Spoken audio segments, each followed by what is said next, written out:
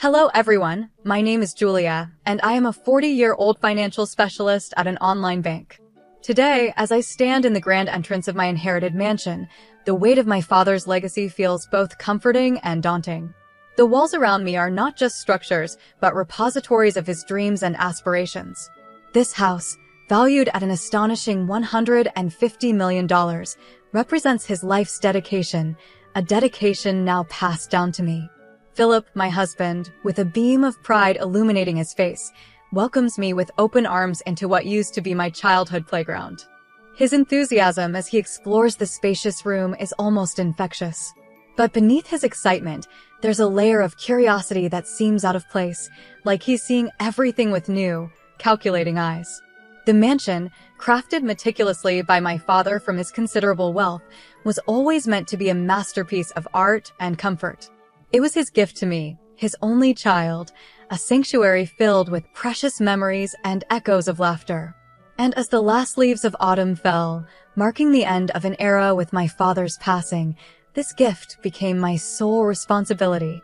Philip's gestures, mirroring his joy, cannot fully mask the subtle hints of entitlement that have started to creep into our conversations lately.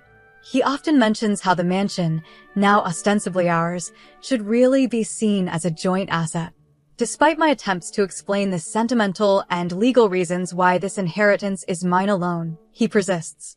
His confidence is unwavering, armed with a smirk and a legal pad always too close at hand. This house, with its towering columns and sweeping gardens, is more than a structure of bricks and mortar to me. It is a testament to everything my father believed in: hard work, dedication, and the belief that he was building a future for his daughter. As I navigate through life without him, the challenge of holding onto his legacy in the face of Philip's growing assertiveness looms large. Yet, amidst this brewing storm, I am determined to honor my father's memory and protect the inheritance that is rightfully mine. As the days turn into weeks, the warmth of the mansion shifts subtly under the strain of growing tensions. Philip's curiosity about my inheritance gradually morphs into an assertive claim, as he repeatedly suggests that the mansion, my legacy, should now belong to us both. "It's our home too," he says, his voice steady, eyes locked on mine, seeking not just my agreement, but my acquiescence. His perspective seems practical from a marital standpoint, but to me, it's a betrayal of the promise I made to my father. This mansion isn't just property, it's the physical embodiment of my father's trust in me. Despite explaining this to Philip, he remains undeterred. His logic is shrouded in legalities and shared futures, but to me, it feels like an invasion into a sacred personal legacy. The conversations become a recurring loop, with Philip bringing up names of lawyers and talk of estate planning for our future. His approach is logical yet cold, missing the emotional value and the personal promises that tie me to this house. I find myself repeatedly pointing to the will, my name written clearly as the sole beneficiary, but Philip's persistence casts a shadow over our once peaceful home. One night, as we sit across from each other in the vast living room, the air thick with unsaid words, Philip lays out documents on the coffee table. "We need to think about the future, Julia. It's not just about us anymore," he insists, hinting at the prospect of starting a family. His words hang between us, a manipulation draped in concern. I respond with silence, feeling the weight of my father's portrait watching over us, his gaze almost pleading for preservation of his intentions. As Philip continues to outline his plans, the mansion feels less like home and more like a battleground for my heritage. In these moments, I cling to the memories of my father, letting them guide my resolve to stand firm. This house is more than walls and luxury. It's a legacy meant for me to uphold, not to be divided. As autumn deepens, so does the rift between Philip and me. One chilly evening, the crackling of the fireplace is overshadowed by Philip's unexpected announcement. He hands me a stack of papers with a stark declaration: "I've taken the step to secure our future." The documents tremble in my hands as I scan them. Philip, with the help of a legal advisor, has transferred the mansion's ownership into his name. The betrayal slices through the last thread of trust one held for him. He explains, his voice steady, "It's about being practical, Julia. It's for us. But this mansion was never meant to be for us. It was my sanctuary, my inheritance." The shock of his unilateral decision, made in the guise of securing our collective future, leaves me speechless. Philip's face is a mask of resolve, but beneath it I see a flicker of something else, perhaps uncertainty, perhaps guilt. I retreat to my father's study, a place filled with the essence of his wisdom. Here, surrounded by his books and memories, I find the clarity I need. I pull out the original will from the safe, the document clearly naming me as the sole heir. My resolve hardens. This battle for my inheritance is not just about the property, but about respecting my father's wishes and protecting my own rights. The next morning, I confront Philip, armed with the original documents and an unwavering voice. This is not what we agreed on, and it's certainly not what my father intended, I say, the will firm in my grasp. Philip's confidence wavers, his plan unraveling as the reality of legal and ethical boundaries sets in. As the realization dawns on him that his actions have fractured beyond just legalities, the temperature in the room seems to drop. What started as a partnership is now marred by a grave misstep, one that threatens to upend everything we have built together. The morning light filters softly through the windows of the mansion as I prepare for the confrontation that will determine the future of my inheritance. Armed with the true ownership documents, I face Philip in the calm yet cold expanse of our dining room, where the evidence of his betrayal lays scattered on the table. "Philip, this has to stop," I begin, my voice steady despite the storm raging inside me. I lay the authentic legal documents before him, my father's will clear with my name as the sole heir. Philip's face pales as he realizes the gravity of his mistake. The fabricated documents he was led to believe were legitimate crumble in legitimacy under the weight of the irrefutable truth. This house was my father's legacy to me, not to us, I continue, each word etched with the pain of betrayal and the strength of my resolve. Philip attempts to interject, his earlier confidence now shaken, replaced by a desperate need to explain his actions.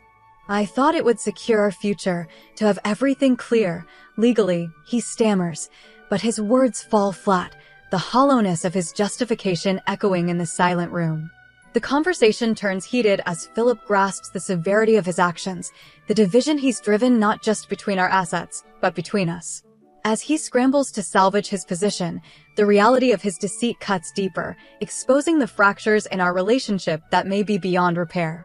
I assert my position firmly, guided by the legacy of integrity and respect instilled in me by my father. "I cannot overlook this, Philip.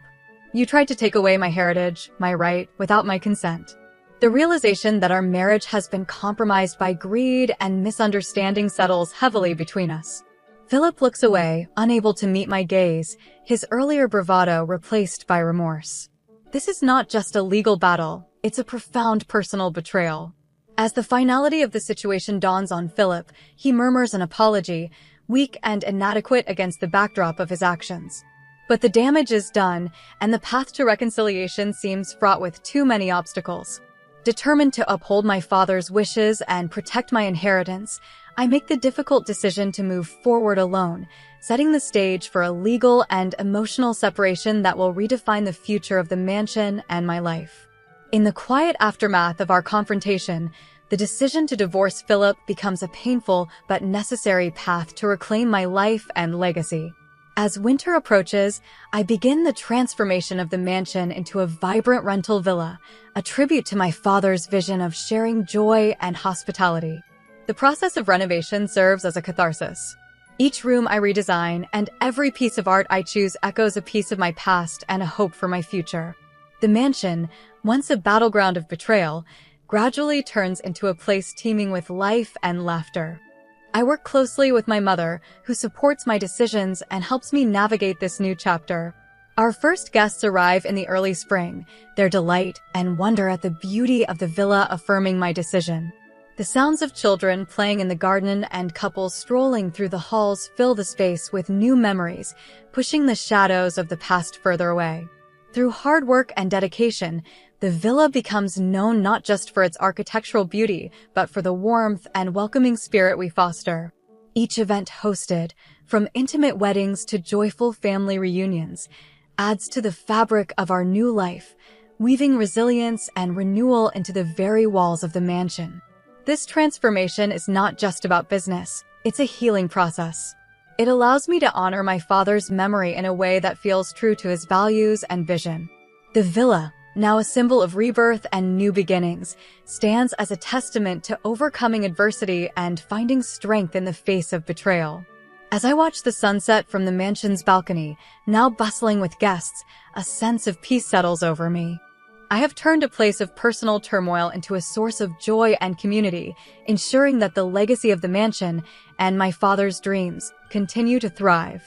As the rental villa flourishes, so does my connection with the community and my own sense of fulfillment. Working alongside my mother, our bond strengthens, and together we manage the villa with a harmony that seems to echo through its halls. Spring blooms vibrant and full of promise. Our garden becomes a sanctuary not just for our guests, but for me as well. I find solace in the soil, in the act of planting and nurturing new life, mirroring my own growth. The villa's success brings people from various walks of life into our fold, each visitor adding their own story to the rich tapestry of the mansion's history. Our efforts are rewarded not just in financial stability, but in the joy and satisfaction of our guests. Their laughter and appreciation fill the rooms, and the villa quickly becomes a sought-after destination for events.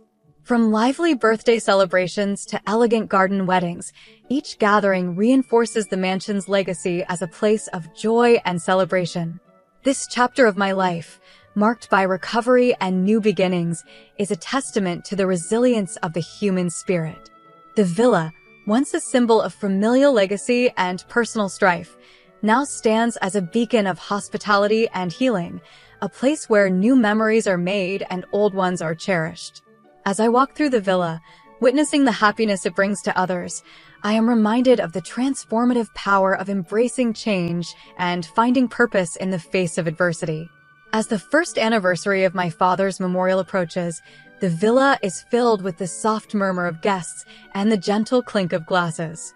This day, meant for reflection and remembrance, brings an unexpected visitor, Philip.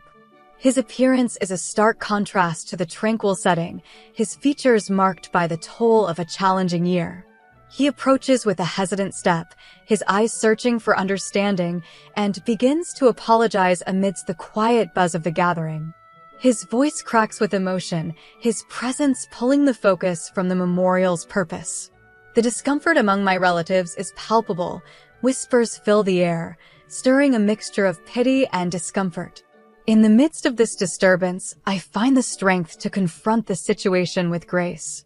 "Philip, this isn't the time or place," I say quietly, guiding him away from the guests.